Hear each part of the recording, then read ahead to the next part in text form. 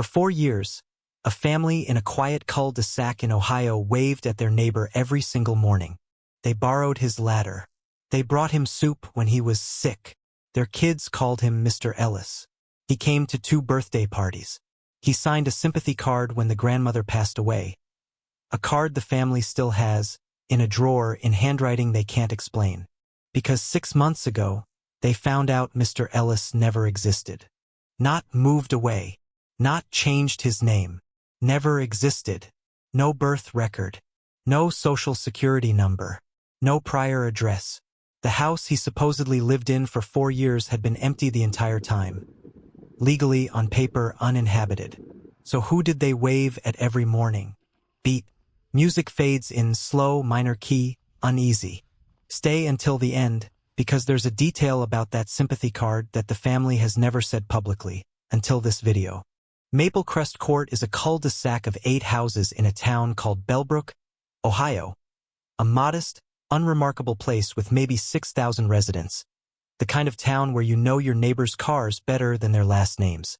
In the spring of 2019, the Whitfield family, Mark and Renee, and their 2 kids, Casey and Owen, then 9 and 6, moved into the 4th house on the court. The house directly beside them, number 6, had a new resident too, or so it seemed. A man introduced himself the very first week as Daniel Ellis. Late 50s, quiet, polite, always wearing a flannel jacket regardless of the season. Renee would later describe him to a local reporter as the kind of neighbor you don't think about, because he never gave you a reason to. He kept his lawn neat.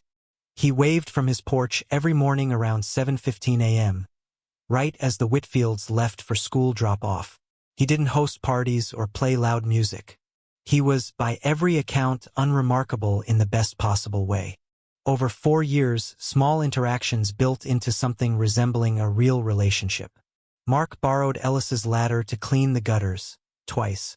Renee brought him a casserole when Casey mentioned at school pickup that Mr. Ellis has been coughing a lot. He attended Owen's 8th and 10th birthday parties, standing near the back of the yard, always declining cake, always leaving before dark. When Renee's mother passed away in 2022, a sympathy card arrived in the mailbox 2 days after the funeral. It was signed, in neat cursive, "Thinking of you and your family, Daniel." Nobody in the Whitfield family thought to question any of it. Why would they? He was simply there, a quiet, permanent fixture of the street, the way a mailbox or a stop sign is just there. Until January of this year, when the county sent a notice to every house on Maple Crest Court about a scheduled utility inspection. Every house except number 6. Mark called the utility company to ask why their neighbor had been skipped. The representative on the phone told him, matter-of-factly, that 6 Maple Crest Court had no active utility account. No water, no electricity, no gas, not recently disconnected. The representative pulled the record and confirmed the account had never been opened at all, going back to when the house was built in 2015. Mark assumed it was a clerical error and let it go for a few weeks. Then Renee, doing some unrelated research for a neighborhood association project, pulled property records for the whole court. 6 Maple Crest Court was listed as vacant bank-owned since a foreclosure in 2016, 3 years before the Whitfields ever moved in. It had allegedly sat empty the entire time they'd lived beside it. Pause. Let this detail breathe before continuing. Renee has said, in the only interview she's given, that her first instinct wasn't fear. It was confusion. You start going through it in your head like a math problem that doesn't add up. The ladder, the casserole, the birthday parties. If nobody lived there, where did he go every night?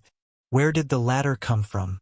Whose porch light was that turned on every evening at exactly 6 p.m.? She and Mark walked over to the house together, for the first time in 4 years actually looking at it instead of past it. The windows, they realized, had never once had curtains or blinds. They'd simply assumed the angle of the sun made it hard to see in. Up close, they could see the interior was completely empty. No furniture. No signs of habitation. A thin, undisturbed layer of dust on the windowsills that looked like it hadn't been touched in years. The porch light, the one that had turned on every evening at 6 p.m. for 4 years, like clockwork, had no wiring connected to it at all. It wasn't even a real fixture. It was a plastic decorative shell, the kind sold at hardware stores, screwed into a housing that had never been wired into the house's electrical system. It had never been capable of turning on. Yet every single person on Maplecrest Court, when later asked individually by a local news producer, described seeing that porch light glow warmly every evening at dusk. This is the part of the story that turned a strange local mix-up into something the Whitfields still won't fully talk about. Once word got around the cul-de-sac that Mr. Ellis wasn't real, the other 7 households were interviewed separately, deliberately kept apart so their accounts couldn't influence each other. All 7 described him almost identically. Late 50s, flannel jacket, quiet, polite. All 7 had at least one direct personal interaction with him, a wave, a borrowed tool, a conversation about the weather. But when investigators, this eventually escalated to a mix of county officials and, informally, a couple of true crime researchers who got involved once local news picked up the story. Asked each neighbor to describe his face in detail, something strange happened. No 2 descriptions matched. One neighbor described him as clean-shaven. Another was certain he had a short gray beard. One remembered brown eyes. Another insisted they were pale, almost colorless. When shown a series of composite sketches built from each person's individual description, every single neighbor rejected the other sketches immediately. Each one only recognized their own. It was as though Daniel Ellis had been a slightly different person to everyone who saw him, consistent in behavior, in routine, in the small kindnesses, but never quite fixed in appearance. Slow pause here. This is the second true chill point of the video, let it sit. A retired postal worker who had delivered mail on that route for 11 years told a local reporter something that didn't make the original broadcast, but was later confirmed by 2 other residents independently. He said he'd never once delivered mail to number 6. Not a single piece in 11 years. He said he remembered that specifically because it was the only house on his entire route with an empty mailbox year after year, and he remembered being mildly unsettled by it long before anyone knew the house was vacant because the flag on the mailbox was always down, meaning no outgoing mail either. A completely dead mailbox on an otherwise normal street. Yet the Whitfields insist, and this detail has never wavered across multiple interviews, that they exchanged birthday cards with Ellis, that he left notes on their door when packages arrived while they were out. That handwriting exists. Physical, tangible cards and notes exist, in a drawer in their house right now. Here is the detail Renee has never spoken about publicly until a private conversation was shared, with her permission, for this video. After Renee's mother passed away in 2022, and the sympathy card from Daniel arrived, she kept it, the way people keep sympathy cards, tucked into a book or a drawer, meaning to do something with it someday but never quite getting around to it. When all of this came to light this year, she went looking for the card specifically, curious to examine the handwriting now that she knew the man who signed it may not have existed in any conventional sense. She found the card exactly where she'd left it. But the message inside was different.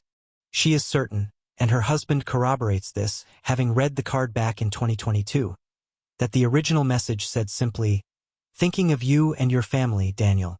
Short, generic, the kind of line anyone would write.